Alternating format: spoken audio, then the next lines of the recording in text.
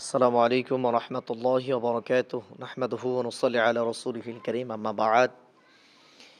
হাদিসের ইবারত চর্চার আজকে একটি গুরুত্বপূর্ণ হাদিস নিয়ে এসেছি। এই হাদিসের ইবারত পড়ার এবং ব্যাকরণিক যেই সংক্ষিপ্ত বিশ্লেষণ করার দরকার সেটা আমরা করার চেষ্টা করব ইনশাআল্লাহ। তো এখানে দেখেন হাদ্দাসা এটা ফেলে মাজি মাবনি, আর এখানে যে নুনটা আছে নুনটা হচ্ছে মাফউল বিহি দমিরে মানসুবে মুত্তাসিল। আর মোহাম্মদু এখানে আমরা পেশ দিয়ে পড়বো, কারণ এখানে হাদ্দাসার ফাইল হওয়ার কারণে মূলত রফা পেশ হয়েছে। আর ইবনু এখানে আমাদেরকে পেশ দিয়ে পড়তে হবে, কারণ ইবনু শব্দটা তার পূর্বের নামের অনুসরণ করে। তাহলে মোহাম্মদু এখানে যেহেতু পেশ আছে এই জন্য এখানে ইবনুতে পেশ হয়েছে। এখানে একটি আলিফ থাকার কথা ছিল, আলিফটা এই কারণে নেই যে ইবনুন শব্দটা নামের মাঝে আসে তখন মূলত আলিফটা থাকে না, যার কারণে এখানে আলিফটা নেই। আর বাশারিন এখানে মুজফ ইলাই হওয়ার কারণে জের হয়েছে, তাহলে এখানে ইবনু মুজফ আর বাশারিন এখানে হচ্ছে মুজফ ইলাই হওয়ার কারণে জের হয়েছে। তো মুজফ এবং মুজফ ইলাই মিলে আমরা এটাকে ধরবো বদল অথবা সিফাত, আর মোহাম্মদ এখানে আমরা ধরবো মাউসুফ অথবা মুবদাল মিনহু। আর মুবদাল মিনহু এবং বদল মিলে অথবা মাউসুফ এবং সিফাত মিলে মূলত হাদ্দাসা এর ফাইল হবে। কলা এটা ফেলে মাজি মাবনি, এরপরে হাদ্দাসা এটা ফেলে মাজি মাবনি, আর নুনটা হচ্ছে মাফুলে বিহি দমির মাবনি। ইয়াহইয়া এটা হচ্ছে ইসমে মাকসুর, আর ইসমে মাকসুর হওয়ার কারণে মূলত এখানে প্রকাশ্যে কোনো এরব গ্রহণ করবে না। তবে এখানে হাদ্দাসার ফাইল হিসেবে রফা হওয়ার কথা ছিল, তবে ইসমে মাকসুর প্রকাশ্যে এরব গ্রহণ না করার কারণে এখানে কোনো কিছু আমরা দেখতে পাচ্ছি না। আর ইবনু এখানে আমাদেরকে পেশ দিয়ে পড়তে হবে, কারণ ইয়াহিয়া যেহেতু পেশের অবস্থায় আছে, কারণ তার পূর্বের নামের অনুসরণ করে, এই জন্য এখানে ইবনু আমাদেরকে পেশ দিয়ে পড়তে হবে। তাহলে ইয়াহইয়া ইবনু সাঈদিন এখানে হবে মুজফ ইলাই, আর এখানে ইবনু হবে মুজফ। তো মুজফ ইলাই হওয়ার কারণে মূলত এখানে সাঈদিন এখানে জের হয়েছে। কলা এটা ফেলে মাজিম আপনি, হাদ্দাসানা এখানে হাদ্দাসা ফেলে মাজিম আপনি, আর নুনটা হচ্ছে মাফুলে বিহি, আর এটা দমির হওয়ার কারণে মাবনি। আর শুবাতু এখানে ফাইল হিসেবে রফা হয়েছে, অর্থাৎ ফাইল হওয়ার কারণে পেশ হয়েছে।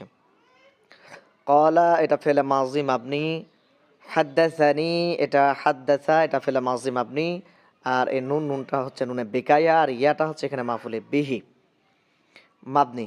আর আবু এখানে আপনার ফাইল হওয়ার কারণে পেশ হয়েছে ওয়াও মাকাবিল দম্মা দ্বারা, কারণ আমরা জানি আসমে শীতে মোকাব্বারাগুলা ওয়াও মাকাবিল দম্মা দ্বারা ইরাব গ্রহণ করে, এই জন্য মূলত এখানে আবু হয়েছে। আর ইয়াহি আমরা এখানে জের দিব, কারণ এই শব্দটা আবু এখানে মুজফ, আর আত্তাইয়াহি এটা হচ্ছে মুজফ ইলাই হওয়ার কারণে জের হয়েছে। এরপরে যদি আমরা দেখি এখানে আন এটা হরফে জার, আর আনাসিন এটা হচ্ছে তার মজরুর হওয়ার কারণে জের হয়েছে। আন এখানে হরফে জার, আর আন-নাবিয়্যি এখানে হচ্ছে তার মজরুর হওয়ার কারণে এখানে জের হয়েছে। সল্লা এটা ফেলে মাজি মাবনি, আল্লাহু এখানে ফাইল হওয়ার কারণে পেশ হয়েছে। আর আলা হরফে জার, আর হিটা হচ্ছে এখানে তার মজরুর। তো এখানে দমিরগুলো যেহেতু মাবনি হয় এই জন্য মূলত এখানে প্রকাশ্য কোনো ইরাব গ্রহণ করছে না। এরপরে ওয়াও এটা হরফ, সাল্লামা এটা ফেলে মাজি মাবনি, কলা এটাও ফেলে মাজি মাবনি, ইয়াসসিরু এটা আমর হাজের মারুফ, আর আমর হাজের মারুফ আমরা জানি মাবনি, আর মাবনি হওয়ার কারণে এখানে কোনো পরিবর্তন হবে না। আর ওয়ালা তুআসসিরু এটা ফেলে নাহি, আর আমরা জানি ফেলে নাহিগুলা এরব হচ্ছে জজম গ্রহণ করা। তো এখানে মূলত আপনার তাসনিয়া এবং বহুবচনের ক্ষেত্রে এরা এরাব গ্রহণ করে, অর্থাৎ জজম গ্রহণ করে নুনে এরাবে বিলুপ্ত হওয়ার মাধ্যমে। তাহলে এখানে নুনে এরাবে ছিল, নুনে এরাবে বিলুপ্ত হওয়ার মাধ্যমে মূলত এখানে জজম গ্রহণ করেছে। ওয়াও এখানে হরফ, আর বাশশিরু এটা আমর হাজের মারুফ মাবনি, এখানে কোনো পরিবর্তন হবে না।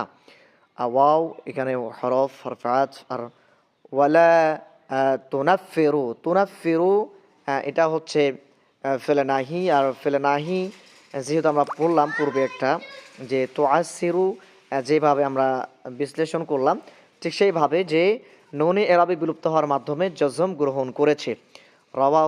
রওয়াহুল বুখারী এখানে বুখারী শরীফ হাদিসটি বর্ণনা করেছেন।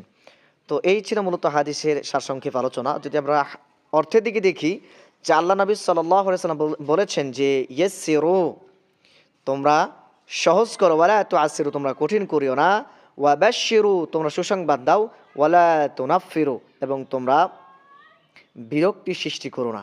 এই হচ্ছে হাদিসের সরনুবাদ এবং আমরা শুধু মতনের অনুবাদটা করলাম।